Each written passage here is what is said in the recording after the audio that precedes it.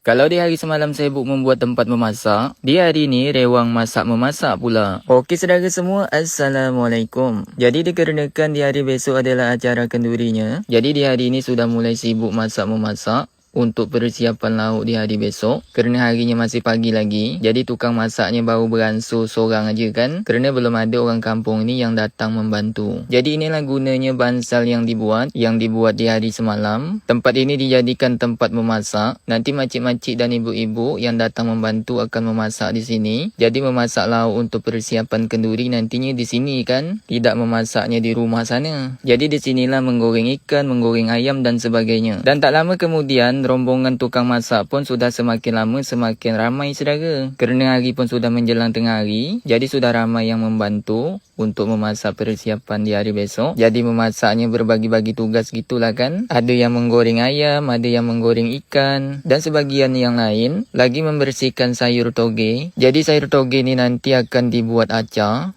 untuk menu tambahan hari besok. Jadi saya pun ikut membantulah saudara, tapi saya tidak membantu memasak kan, membantu mencedokkan air, mengambil air. Pokoknya macam-macam kerja lah. Yang jelasnya dapat membantu. Jadi di hari ni yang sibuk memasak tu bukan makcik-makcik yang ada di bansal tadi, tempat memasak tadi kan. Sedangkan di dalam rumah, di belakang, orang di dalam rumah pun lagi sibuk memasak juga. Kalau rombongan di bawah tadi sibuk memasak untuk persiapan lauk di hari besok, untuk acara kendurinya, sedangkan orang di rumah sibuk juga memasak untuk mempersiapkan hidangan. Hidangan untuk orang-orang yang nolong datang memasak, yang nolong kerja lah pokoknya kan. Dan ini tugasnya orang di rumah. Lain lagi yang tukang masaknya kan. Kerana di hari ini memang sibuk proses masak-memasak. Kalau lah masak-memasak, faham aje lah kan. Menunya nanti ada yang tak buat masak lemak, masak rendang. Tentunya memerlukan santan kelapa. Jadi saya pun lanjutlah untuk membantu menyolak kelapa ni. Dan setelah siap kelapanya disolak, lepas tu saya langsunglah untuk membelahnya. Kerana kelapa yang sudah disolak ni dibelah lalu dibuang tempurungnya. Untuk melepaskan isinya dari tempurung, saya menggunakan pencongkel. Jadi kelapanya saya congkel. Bagi yang pernah tengok pasti tahulah kan mencongkel kelapa. Sebenarnya saya pun sudah lama tak kerja mencongkel kelapa ni saudara. Lagi masa saya kecil-kecil dulu,